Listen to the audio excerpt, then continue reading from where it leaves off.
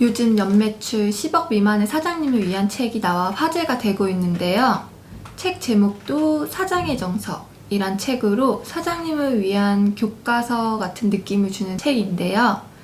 오늘은 사장의 정석 책을 집필하신 한국개인형 엑셀러레이터 협회의 김남욱 대표님을 모시고 함께 이야기를 해보도록 하겠습니다. 네, 한번 자기소개 한번 해주세요. 네, 안녕하세요. 20대부터 10번이라는 창업 경험을 바탕으로 벤처 생태계에 창업기획자라고 하는 새로운 지평을 열고 있는 김남욱 대표입니다. 현재 한국개인형 엑셀러레이터 협회의 대표를 맡고 있고 대신대학교 창업융합학과에서 학생들을 가르치고 있습니다.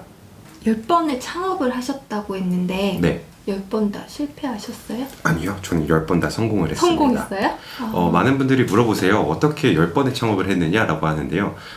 뒤에 이제 또 말씀을 드리겠지만 저는 그 창업에 있어서 늘 사장이었던 적은 없습니다. 하지만 같이 공동 창업자로서 아키텍처로서 해당 업무를 해냈고 그 회사들은 아직까지도 건재하고 훌륭하게 성장을 했기 때문에 저는 그러한 경험들을 바탕으로 이번 책을 집필했다라고 말씀을 드릴 수가 있습니다. 네. 김남욱 대표님이 하시는 일, 창업기획자란 어떤 직업인가요? 창업기획자 같은 경우는요, 쉽게 말씀을 드리자면 컨설턴트, 그 다음에 엔젤 투자, 이 두 가지의 직업이 합쳐진 직업군이다라고 말씀을 드릴 수가 있어요. 제가 계속 연구를 해봤을 때 스타트업한테 필요한 게 크게 세 가지가 있었습니다. 스타트업이 부족한 것들은 우린 돈이 좀 부족해요. 우리는 시간이 부족해요. 그 다음에 우리는 사람이 부족해요. 이 세 가지를 어떻게 하면 채울 수 있을까라고 고민을 하다가 창업기획자라고 하는 직업이 나오게 되었고요.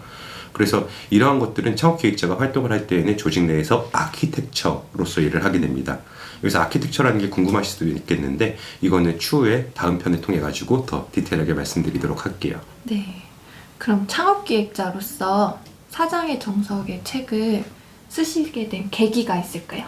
실제로 제가 창업기획자로서 활동을 하면서 지난 2년 동안 한 100분 정도의 사장님을 직접 만나봤습니다. 그러면서 그분들께 멘토링도 하고 엑셀러레이팅을 하면서 느꼈던 부분들이 있었어요. 제가 사장님들을 만나서 혹시 궁금한 거 있으세요? 라고 물어보였는데 사장님들이 물어보시는 질문이 똑같은 겁니다.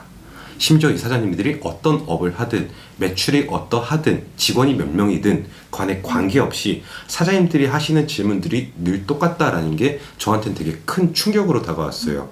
그래서 이러한 것들을 누군가가 요약해서 정리를 해서 답을 준다면은 이 사장님들이 이러한 시행착오를 할 시간을 절약하고 바로 다음 단계로 넘어갈 수 있겠다라고 하는 생각에 지난 2년 동안 책을 열심히 쓰게 되었습니다. 네. 그래서 이제 사장님이 필요한 책으로 해서 제목이 사장의 정석 책이라는 거. 맞습니다. 네. 저희가 누구나 고등학교 때 수학이라는 어려운 과목을 배울 때 정석이라고 하는 책을 통해서 공부를 했듯이 저도 사장님들을 위한 그리고 초보 사장님들을 위한 그리고 이미 사업을 시작하셨지만은 매출액 10억 미만의 사장님들이 스케일업을 하기 위해서 필요한 책을 쓰고 싶다. 라고 해가지고 제 책 같은 경우는 저자가 굉장히 명확합니다. 매출액 10억 미만의 사장님을 위한 저희 사장의 정석이라고 부르기도 하고요. 실제로 사장이 된다라는 거는 저는 제 책에도 썼지만은 누구나 처음 하는 일이에요. 태어날 때부터 사장인 사람은 단 한 명도 없습니다.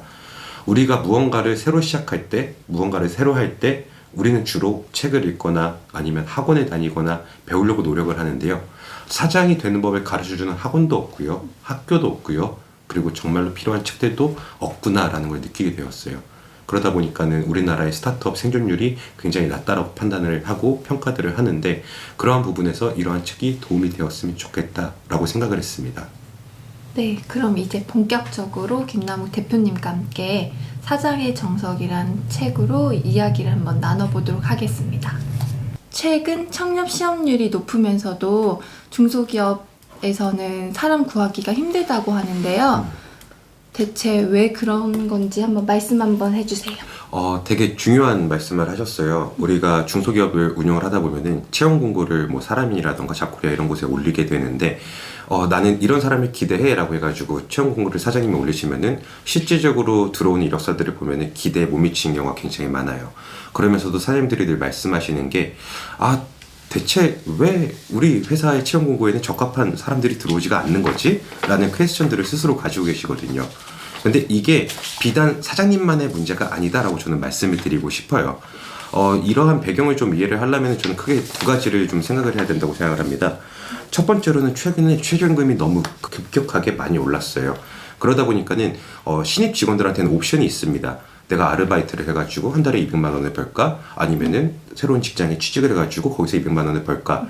그러다 보니까 기존에는 뭐 4년제를 나오고 뭐 초대조를 나오고 그래서 각 급마다 해가지고 기본적인 급여 체계가 있었다면은 지금은 최저임금이 오르면서 그런 것들이 무너져 버렸어요. 쉽게 말해서. 그러다 보니까는 직원들 입장에서는 난 이 임금을 받을 바에는 차라리 다른 곳에서 일을 하고 싶어 라고 하는 하나의 옵션지가 생겼기 때문에 그렇다라고 말씀을 드릴 수가 있고요. 또 하나의 관점에서 말씀을 드리자면은 요즘에 이제 90년대생이 온다라는 책도 있겠지만은 요즘 젊은 친구들은 사고방식 자체가 다릅니다. 왜냐하면은 직장이라고 하는 게 내가 시간을 당연히 투자를 하고 거기에 대한 반대급부로 돈을 받는데 이것뿐만이 아니라 해당 과정에서 나의 자아를 실현하고 나의 꿈을 실현하고 내가 성장할 수 있는 곳이길 원해 라는 게 요즘 젊은 친구들의 생각이기도 하거든요. 그러다 보니까 단순하게 임금 외에 조직 문화가 어떠한가, 자아 실현이 가능한 곳인가 같은 분야까지 젊은 친구들은 요구하게 됩니다. 그러다 보니까 기존의 인사 시스템만으로는 이러한 부분들을 만족시켜주기 어렵다라는 게 제가 보는 현 상황입니다. 그럼 이런 구인난을 겪고 있는 중소상공인들은 어떤 준비를 해야 하는 걸까요?